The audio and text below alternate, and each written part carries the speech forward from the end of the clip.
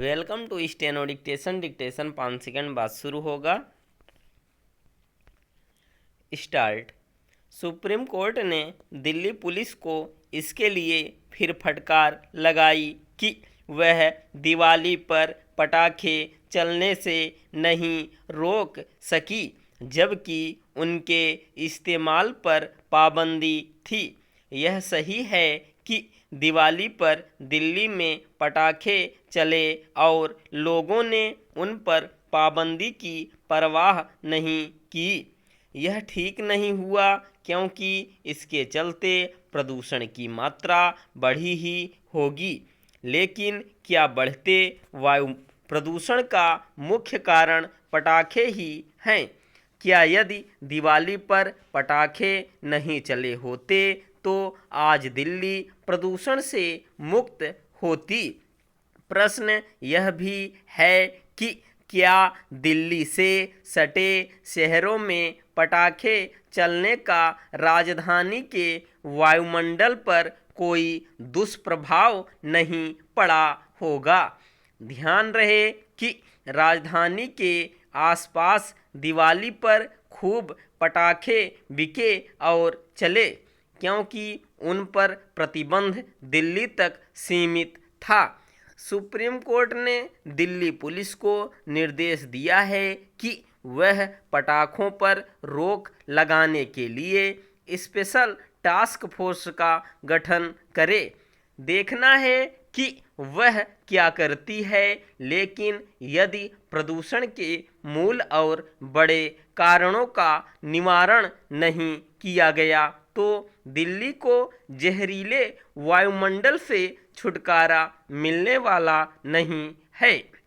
प्रदूषण का एक बड़ा कारण तो पराली जलाने से निकलने वाला धुआं है, लेकिन पराली कुछ समय ही जलती है।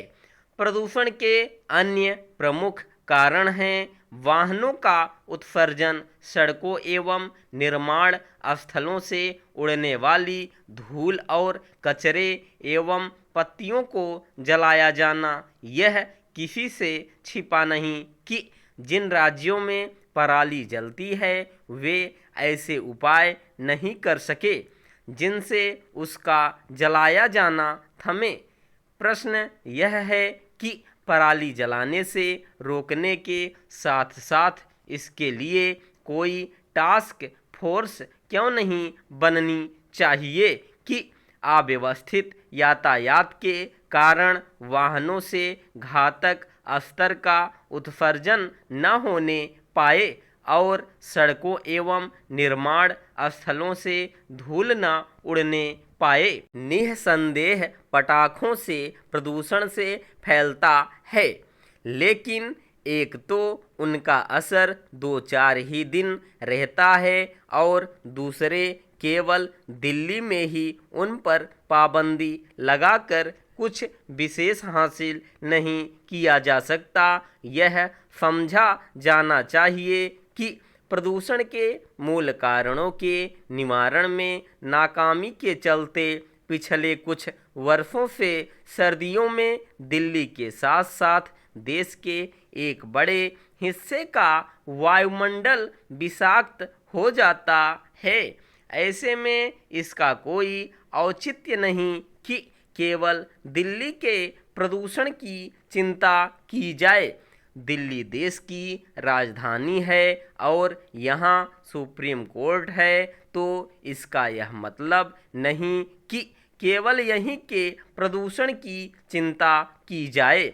वैसे सुप्रीम कोर्ट ने यह सही कहा कि प्रदूषण मुक्त जिंदगी हर किसी का मौलिक अधिकार है, लेकिन इस अधिकार के दायरे में देश के उन हिस्सों के लोगों को भी लिया जाना चाहिए जहां प्रदूषण व्याप्त रहता है। इस पर भी गौर किया जाना चाहिए कि प्रदूषण रोधी उपायों के प्रति जागरूकता के अभाव के चलते लोग ऐसे काम करते हैं जिनसे प्रदूषण फैलता है। स्टॉप।